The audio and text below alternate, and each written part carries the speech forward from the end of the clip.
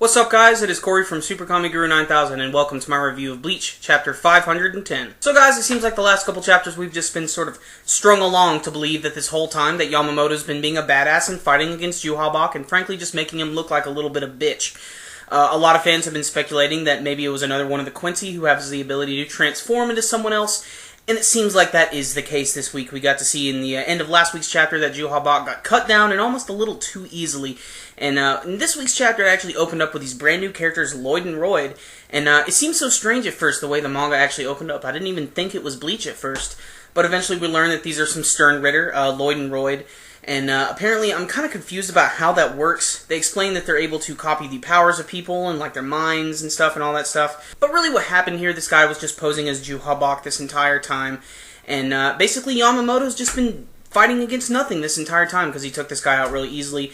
And that's when the real Yhwach comes in, and he is really, really devastatingly powerful. We can tell that this is definitely the real one. He's very serious, and probably the coolest part of this chapter, the one that gave me the ultimate woohoo shudders, was immediately when Yhwach is like, I want what's in the First Division building.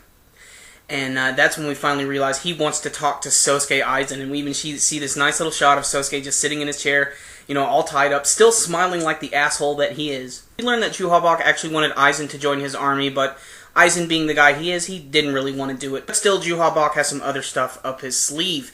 And what's really cool is he actually demonstrates some more of his abilities. He has this like giant Quincy cross that comes out of the sky. He has this awesome Quincy sword, which just looks like this sword made of pure light. Looks really cool. And unlike the lower level Stern Ritter, it seems like this version of Yhwach actually can steal Bankai's, and he immediately takes away Yamamoto's, and he threatens should he use the undead soldiers to kill him, or should he just simply cut his freaking head off. Instead, he goes for something entirely different. The end of the chapter gives us a little bit of a cliffhanger. We can finally see that Yamamoto is starting to be pushed back a little bit, and is hit with some sort of huge slash attack in the final panel. Will he live? Will he die? We'll have to find out in next week's episode of Bleach Ball Z. So, this was great. At the end of last week's chapter, I was a little bit confused because I didn't realize if the guy was really saying if I'm the real Yhwach or not, and it does come to fruition in this chapter, and that does sort of change how I feel a little bit about some of the previous chapters, because this has all been a ruse. It's all been a big trick. And, you know, the real Yhwach, he has quite a presence. And, you know, the whole thing with Aizen, that's the thing that I think everybody's going to be talking about this week. Maybe there is some sort of other connection that we don't quite know yet.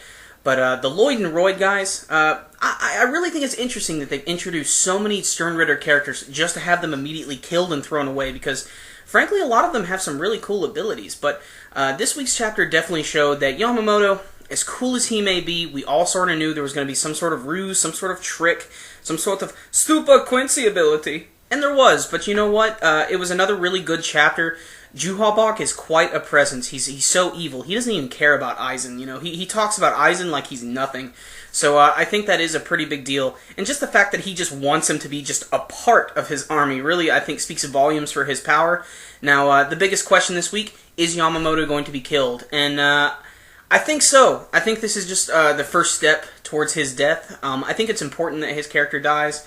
But, you know, that's the way it is in all these series. You know, you have that super, super powerful sensei guy who's, like, known for, like, knowing everything and being super powerful. But it's time for him to go away and pass it on to the next generation. So I'm interested to see how they're going to handle that in the coming chapter.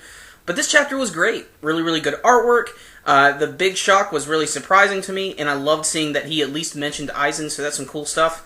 So I'm going to give this one a 9 out of 10. Cool chapter. I cannot wait to see what happens next. Alright guys, how did you feel about the revelation that this whole thing was just a ruse and Yhwach is getting ready to cut down the leader of the Gote 13?